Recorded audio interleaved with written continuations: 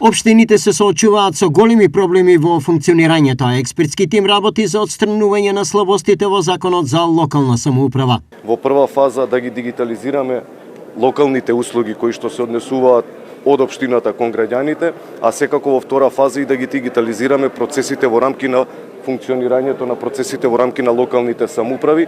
На овој начин ќе им придонесеме на локалните самоуправи да бидат и работат потранспарентно и поотчетно, а секако и на граѓаните да им го доближиме да ја доближиме и минимализираме разлика во комуникација помеѓу локалната самоуправа и граѓанин. Каде во овој контекст е Штип? Во иднина граѓаните ќе имаат можност за поголема достапност на услугите на општината.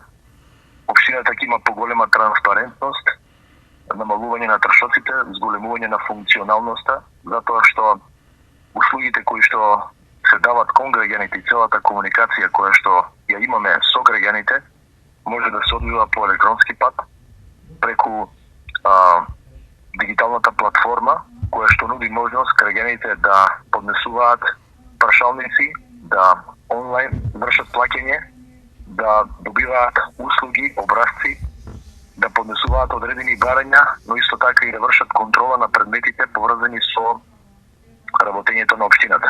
За амбасадорката на Швајцарија во Македонија, најважно е следново. Која е сршта на децентрализацијата, тоа е градење на капацитетите на локалните власти, ефикасно користење на финансиските средства, отчетност и транспарентност и учество на граѓаните и сите засегнати страни во локалната власт. За премиерот Христијан Мицковски, освен функционалноста и дигитализацијата, важно е и ова. Не смееме да дозволиме градоначалниците да станат ниту монарци и локални владетели, ниту пак статисти во процесите, туку фактори за развој и решавање на проблемите.